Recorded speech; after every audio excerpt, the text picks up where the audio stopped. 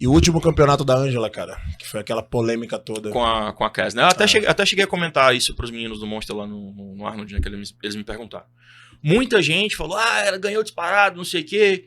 E assim, eu espero que não me levem a mal com o que eu vou falar. Eu tenho um carinho gigantesco pela Ângela, a gente conversa, a gente tem uma relação profissional bem bacana ali, um coleguismo bem bacana. Mas eu não acho que estava tão distante assim. Porque, tipo, a galera, às vezes pela falta de costume, experiência ali no fisiculturismo, acaba evidenciando demais os pontos fortes e escondendo muitos pontos fracos. E, na verdade, no fisiculturismo é o inverso. Ganha quem tem menos ponto fraco, e não quem tem mais ponto forte, certo? Se você apaga a cintura, porque a cintura da Cassandra não estava legal, isso é um fato. Sim. Se você apaga a cintura dela, ela tem um físico bacana. Ela tem o glúteo no lugar, ela tem a perna no lugar, ela tem tudo certo. Certo? A cintura não estava legal. Não sei o que foi que os árbitros decidiram ali, que preferiram a Cassandra com a cintura um pouco mais estufada do que a Ângela. Pra mim, na minha opinião, a Ângela ganharia. Mesmo eu achando que não estava tão distante como a maioria das pessoas, é normal. Fã sempre vai ter aquele amor, né? Então, normal. É compreensível. Mas eu não acho que estava tão distante assim.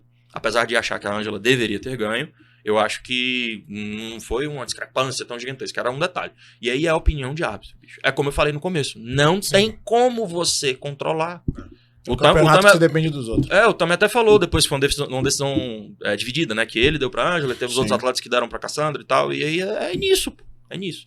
Então não tem muito o que debater com relação a isso, pelo meu olhar técnico da parada. Que se você vê as duas estavam num condicionamento praticamente idêntico, se você olhar as fotos. As duas têm um volume praticamente idêntico. As duas têm pontos fracos, as duas têm pontos fortes. Só que uma estava com mais ponto fraco na visão dos árbitros do que a outra. Ponto. Entendi. Então foi uma decisão assim completamente deles, e acredito eu que foi muito difícil tomar aquela decisão, porque enfim, foram vários rounds ali, elas rodando, teve rejulgamento e não sei o que, então realmente tiveram que procurar pelo e casca de ovo ali. Aí ia ver com o árbitro por que ele colocou a Cassandra em primeiro lugar, mesmo com aquela cintura estufada. Pra mim, cintura é um ponto muito importante a ser levado em consideração. Então, pra mim, uma cintura estufada não deveriam ganhar um campeonato. Mas isso é a minha opinião. Sim. Entendeu?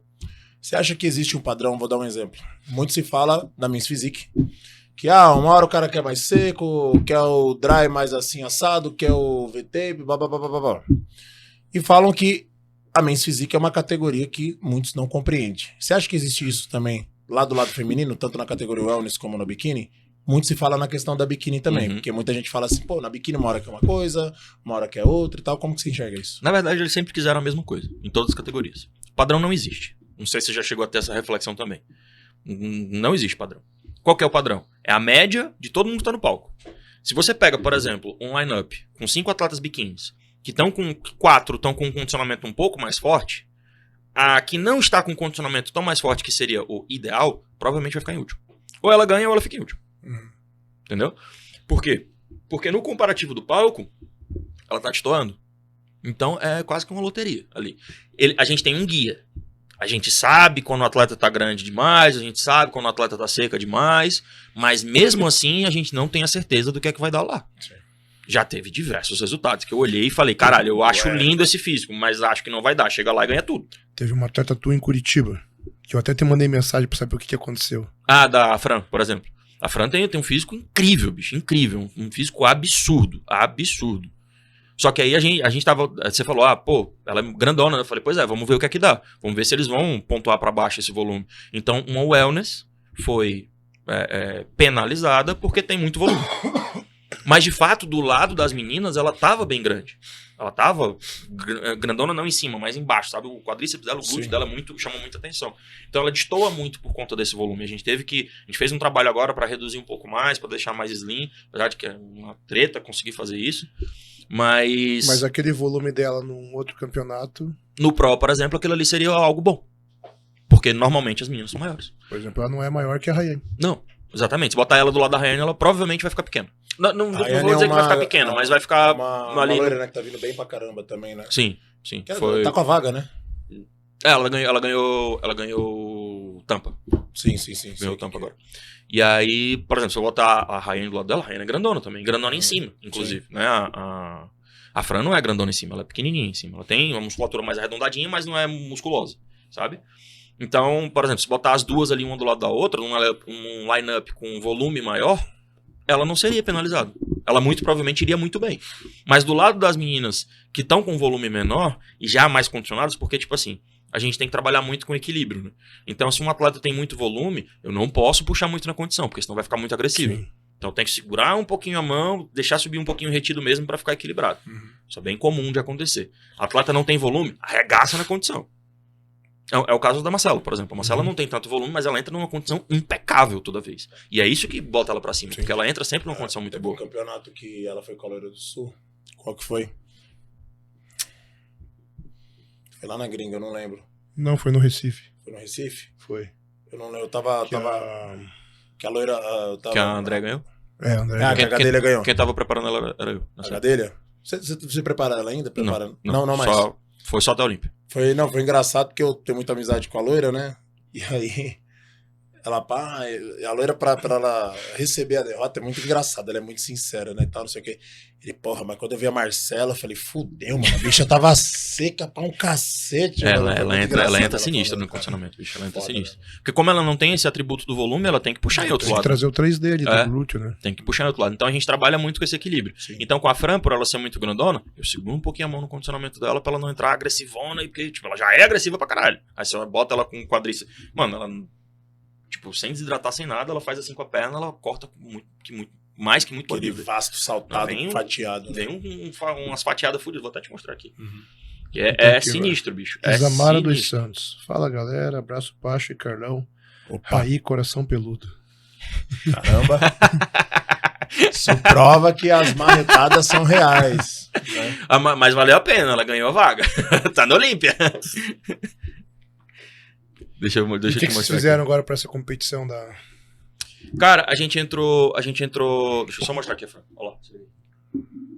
A gente entrou com um volume maior, né? Ela entrou um pouquinho. Nas prévias ela entrou um pouquinho mais pesada, mas pras finais eu puxei mais, pra não entrar com a pele mais amarrada. Mas a gente entrou com. Ó, a cara do Carlão. Então... Eu sei quem que é essa. Mano, olha isso aqui, velho. A galera do chat vai ficar curiosa aí. Não, olha isso aqui, Pacho. Manda o Instagram pro Japa. Como que é? Fran underline Kawa.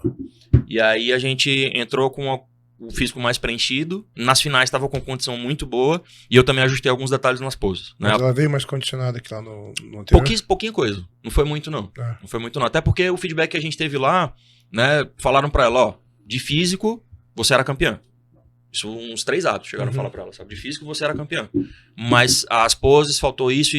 Falei, tá, vamos ajustar então. E aí, a gente mudou pose de frente e pose de costas. Pra esse agora. Como que mudaram a pose de costas? Pronto, na de costas a gente tinha apostado numa pose com as pernas um pouco mais afastadas e o joelho um pouquinho mais flexionado. E eles pediram pra não fazer tanto. Aí a gente juntou mais e ficou mais em pé. E na de frente a gente torceu um pouco mais o quadril pra aparecer o glúteo mais na lateral e deixar o corpo em uma silhueta mais em ampulheta, né?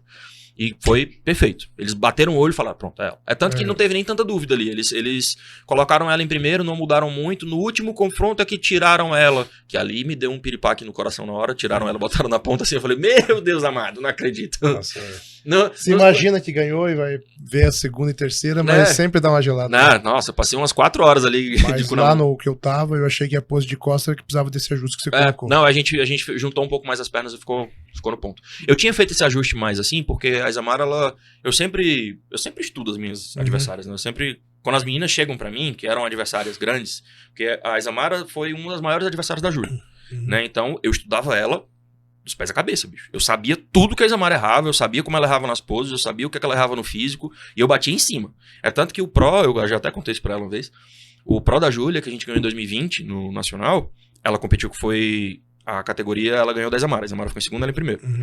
E eu sabia que quando a Isamara caminhava, o glúteo balançava. Eu falei, Ju, é aqui que a gente vai ganhar. Quando virarem de costas, que ela começar a andar, vai começar a balançar, porque ela não tá posando bem, ela não tá segurando bem, perdeu densidade ali no glúteo. Você vai andar assim, assim, assim. Dito e feito, bicho. Rodaram umas 30 vezes. Mandaram elas pro fundo do palco. Na hora que mandaram elas pro fundo do palco, voltaram, tava com o resultado. Eu falei, é aqui. Então, eu sempre estudo muito das minhas adversárias, né? Aí, quando eventualmente acaba que um adversário dessa me contrata.